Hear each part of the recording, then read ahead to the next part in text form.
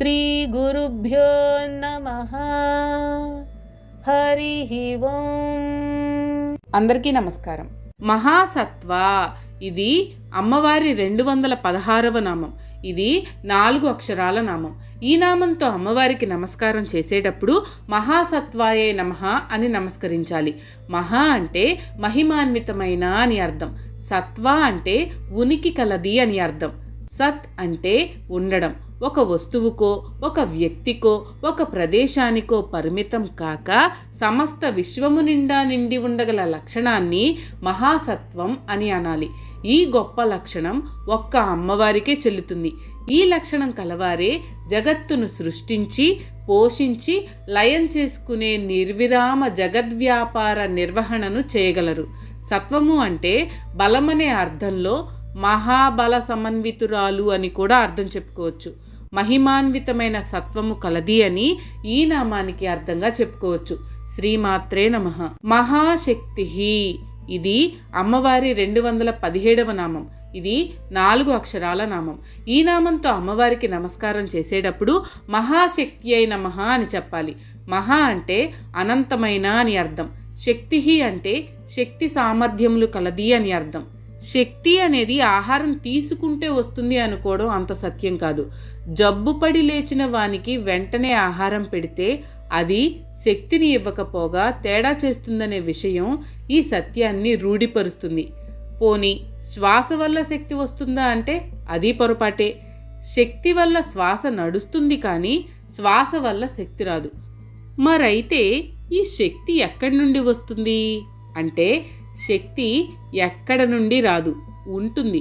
నీరు ఎలా అయితే చక్రభ్రమణ మార్గంలో ఉంటుందో, అనగా నీరు ఒకచోట పుట్టడం, ఒకచోట లీనమవడం కేవలం భ్రాంతి అని తెలుసుకోవాలి. జలాశయాల్లో నీరు వేసవిలో సూర్యునిచే పైకి పీల్చబడి వర్షాకాలంలో మబ్బుల ద్వారా మళ్ళీ క్రిందకు వర్షింపబడుతుంది. దీనికి మొదలెక్కడా చివరెక్కడా అంటే ఏం చెప్తాం? నీరు అలా వస్తూ పోతున్నట్లు కనిపించడం వల్ల నీరు కూడా జనన మరణాల ప్రక్రియకు లోబడి ఉన్నట్లు మనకు అనిపిస్తుంది, కానీ వాస్తవానికి అది నిజం కాదు. అలాగే మహాశక్తి కూడా ఉంటుంది. అవసరమైనప్పుడు తదనుగుణమైన ప్రయత్నం జరిగితే ఆ ప్రయత్నం మేరకు నేపథ్యంలో ఉన్న మహాశక్తి నుండి అది వ్యక్తమవుతుంది. ఈ మహాశక్తినే సిద్ధపురుషులైన మాస్టర్ సివివి గారు the influx of plenty of ప్రాణ అన్నారు. కాబట్టి అది అన్ని రకాల భౌతిక, మానసిక, ఆధ్యాత్మిక శక్తులన్నింటికీ మూలశక్తి. అంటే యాదేవి సర్వభూతేషు శక్తి రూపేణ శోభిత అని అంటారు. అలాంటి మూలశక్తే అమ్మవారు.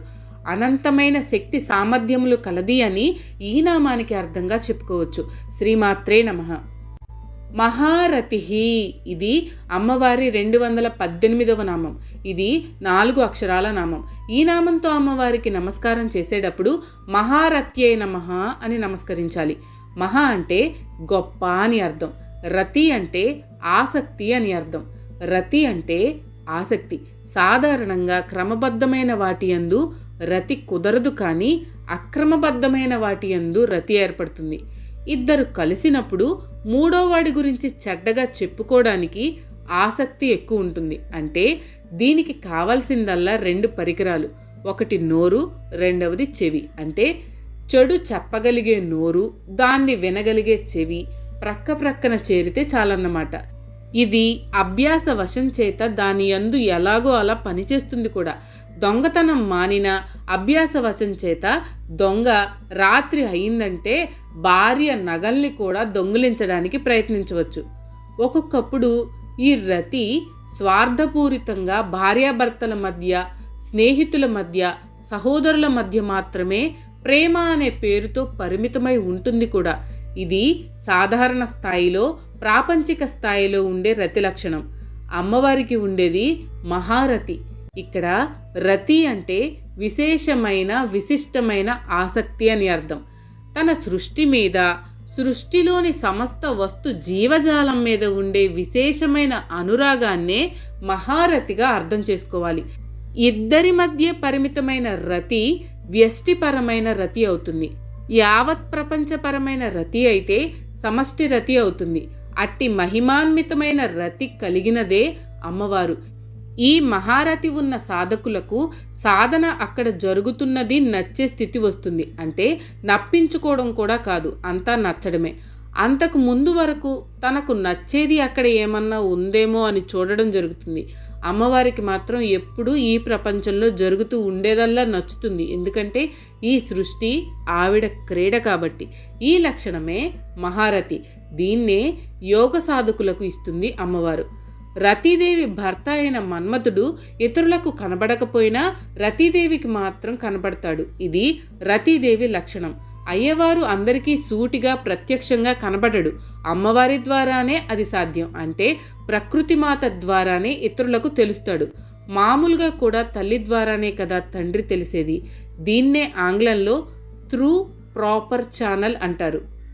ఆదిశంకర్లు కూడా సౌందర్యలహరిలో ఈ విషయాన్ని నర్మగర్భంగా చెప్పారు. అంటే తన ద్వారానే తన భర్త ఇతరులకు తెలియబడే విశిష్ట లక్షణం కల రతీదేవి ఈ అమ్మవారన్నమాట. కాబట్టి అమ్మవారు మహారతి అవుతుంది.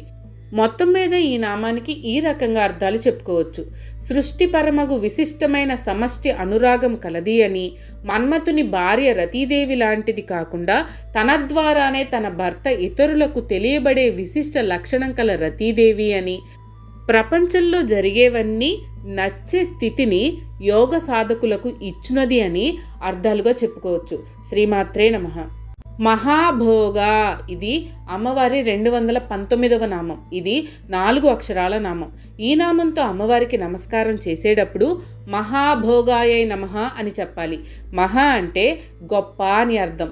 భోగ అంటే భోగమును పొందునది లేదా అనుభవించునది అని అర్థం. అనుభవింపబడే దాన్ని భోగం అంటారు. రతి ఉంటే అనగా ఆసక్తి లేదా కోరిక ఉన్నప్పుడు సాధారణంగా భోగాన్ని అనుభవిస్తారు. అంటే కోరుకున్నది లభించినప్పుడు మాత్రమే ఈ భోగం వారికి ఉంటుంది. ఇది రతి ఉన్న వారి లక్షణం. కానీ ఇంతకు ముందు నామంలో చెప్పిన మహారతి ఏర్పడిన సాధకులు రోజులో 24 గంటలు భోగాన్ని అనుభవిస్తారు. 24 గంటలలో భోగం కానిది ఏది వారికి ఉండదు. ఏది లభ్యమైతే, ఏది తటస్థపడితే దాన్ని భోగంగానే ఆనందిస్తారు. అలా అని సరిపెట్టుకోవడం కాదు, అంటే ఓగు కూడా కాదు, అంతా బాగే వీరికి. ఇటువంటి మహాభోగ స్థితిలో ఉండేవారి యందు అయ్యవారితో కలిసి ఉండే స్థితి అమ్మవారికి ఉంటుంది. అంటే వారి చిత్తం పూర్తిగా ఆత్మలో లీనమై ఉంటుందన్నమాట. అందుకే అంత నిరంతరానందానుభూతిలో వీరుంటారు. గృహ శయ్య వస్త్రాది అష్టభోగాల్ని ఇచ్చినది అనే అర్థం కాకుండా యోగ సాధకులు ముందు చెప్పిన అర్థాన్ని గ్రహించాలి. భోగము అంటే పాము అనే అర్థం కూడా ఉంది. మహాభోగం అనడంలోనే ఇది సాధారణమైన పాము కాకుండా కొంత విశేష లక్షణం కల పాము అని స్ఫురణకు రావాలి. మన వెన్నును కూడా వెన్నుపాము అంటాం. ఈ వెన్నుపాములోనే సుషుమ్నా నాడి ఉంటుంది. దాని ద్వారానే కుండలిని శక్తి అనే అమ్మవారు ఊర్ధ్వగతిని పట్టి షట్చక్ర భేదనం చేసుకుంటూ చివరకు సహస్రారం చేరి అక్కడున్న శివునితో ఐక్యం చెంది యోగ సాధకునికి ముక్తిని ప్రసాదిస్తుంది. ఇది వ్యష్టి కుండలినికి సంబంధించినది. భూమిని మోస్తున్న ఆదిశేషువును భూమి మీదున్న వారు సామూహిక లేదా సమిష్టి కుండలినికి సంబంధించిన పెద్ద పాముగా సూచిస్తారు. ఈ పెద్ద పామునే మహాభోగము అంటారు. కృష్ణా జిల్లాలో కైకలూరు తాలూకా కలిదిండి గ్రామ సమీపంలో పాతాళ భోగేశ్వర స్వామి అనే ప్రసిద్ధి చెందిన దేవాలయం కూడా ఉంది. దేవాలయం ప్రక్కన ఉండే చెరువు ఒడ్డున నిలబడి హరహర అంటే బొడబొడ అంటూ బొడగలు చెరువులో నుంచి వస్తాయి. కాబట్టి ఈ మహాభోగ నామం అటువంటి సామూహిక కుండలిని శక్తిని సూచిస్తుందని కూడా అనుకోవచ్చు. మొత్తం మీద ఈ నామానికి ఈ రకంగా అర్థాలు చెప్పుకోవచ్చు. చిత్తం పూర్తిగా ఆత్మలో లీనమై ఉన్న స్థితిలోని సాధకులకు నిరంతరానందానుభూతిని అనగా మహాభోగాన్ని సిద్ధింపచేయునది అని, భూవాసుల సామూహిక లేదా సమిష్టి కుండలినికి సంబంధించిన ఆదిశేషువుతో సమన్వయము కలిగినది అని అర్థాలుగా చెప్పుకోవచ్చు. శ్రీమాత్రే నమః.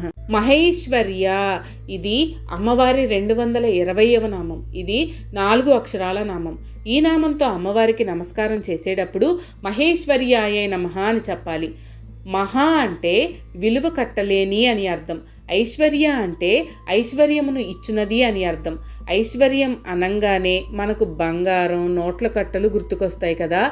ప్రయాణ మధ్యంలో ప్రమాదాల వలన అంతరాయం జరిగి ఎటూ ఏమీ తోచలేని చోట దిగబడిపోతే ఈ బంగారం, నోట్ల కట్టలు ఎందుకు పనికిరావని తెలుస్తుంది.